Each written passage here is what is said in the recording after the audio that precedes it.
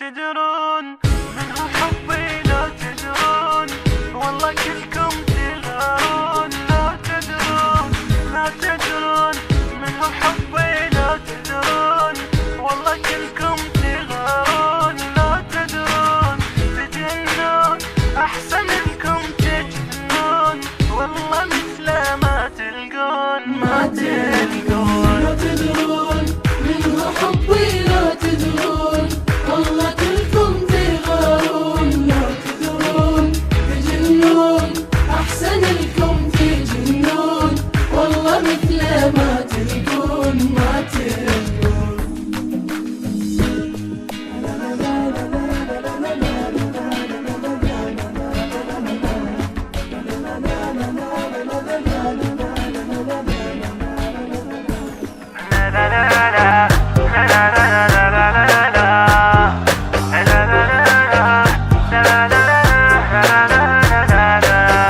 يا علي كل الأماني فاطمة لشخصك تتاني رجعت ضحكة زماني عافني عافني غالي وقلبي اشتراك اليوم اريد افرح معاك غالي اي والله اشغلك عافني عافني عيش وياها الحياة فاطمة زين الصفات على أحمد صلوات عافني عافني 10 مليانة وآن المفروض يحترم قدسية المنبر. صحيح. والمنبر لا دور ولا رسالة الحمد لله. الآن أبو محسن ودنا نتكلم عن الألحان، ألحان القصائد. شنو رأيك بالألحان اللي يخلونها للقصائد الآن؟ أقصد القصائد المنبرية. شنو رأيك أبو محسن؟ تليق بالمنبر؟ والله الألحان اللي الآن موجودة يعني الحمد لله رب العالمين، عندنا ألحان منبرية وعندنا ألحان استوديو. مع كل الأسف بعض إخوان الرواديد طلعوا عن نطاق الحسين. سلام الله. مع الأسف مع الأسف لأنه شنو باسم والله نريد التجديد ونريد التنويع وأنا أريد أجذب الشباب زين وأنا أريد فرضنا أقدم الجديد أي كل زين وكذلك أنا أريد أقدم الجديد بس بأي ثمن. أحسنت. بأي ثمن. أحسنت. احنا ما لازم نخلي أعدائنا أعداء محمد وآل محمد يعني يقعدون يخلون الكاسيت ويستهزئون. مع الأسف بعض اللي ينزلوه هذا شيء مو لائق بالحسين. أنا سمعت أشياء حقيقة وقلتها لبعض الإخوان الرواديد، هذا شرعا وعرفا في ذمتنا. نعم. يوم القيامة يقولوا لك تعال ملا جليل أنت ليش ما قلت؟ مسؤول أمام الله. قلت لهم أنت سوي كاسيت الذي هذا الكاسيت إذا دقوه في صحن الحسين لا يجي واحد يقول طفيه هذا شنو هذا أغنية يو قصيدة. أحسنت.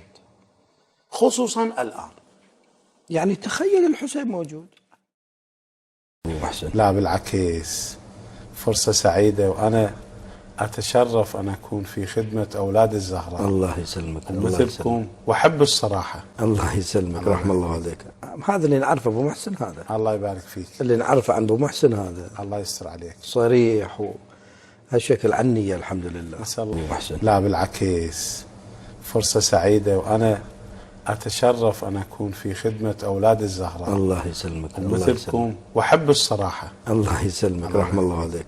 هذا اللي نعرفه أبو محسن هذا الله يبارك فيك. اللي نعرفه عن أبو محسن هذا الله يستر عليك. صريح وهالشكل عنية الحمد لله. نزورك نفدي كل احنا العمر واجب علينا الزيارة نقصد نطوف القبر الناس الغريحك تشعر نشوة نصر مثلكم وأحب الصراحة. الله يسلمك. رحم الله عليك. هذا اللي نعرفه أبو محسن هذا الله يبارك فيك. اللي يعمل في مجال الإنشاد وكذلك الألحان الحسينية. خلينا بجانب الألحان، يعني هذه الروحية ألحان القصائد موروثة لو مكتسبة عندك؟ يعني تقريبا موروثة، لأنه يعني ذكرت سابقا أنه إحنا عائلة تقريبا تضم الملحنين، يعني ملحنين وشعراء وموسيقيين يعني. فموضوع موهبة يعني. جميل. طيب وين تلقى نفسك محسن؟ لا بالعكس، فرصة سعيدة، وأنا أتشرف أن أكون في خدمة أولاد الزهراء. الله يسلمك. مثلكم، وأحب الصراحة. الله يسلمك، رحم الله عليك. هذا اللي نعرفه أبو محسن، هذا الله يبارك فيك. اللي نعرفه عن أبو محسن، هذا الله يستر عليك. صريح وهالشكل عنية الحمد لله. لا بالعكس، فرصة سعيدة، وأنا أتشرف أن أكون في خدمة أولاد الزهراء. الله يسلمك. مثلكم، وأحب الصراحة. الله يسلمك، رحم الله عليك.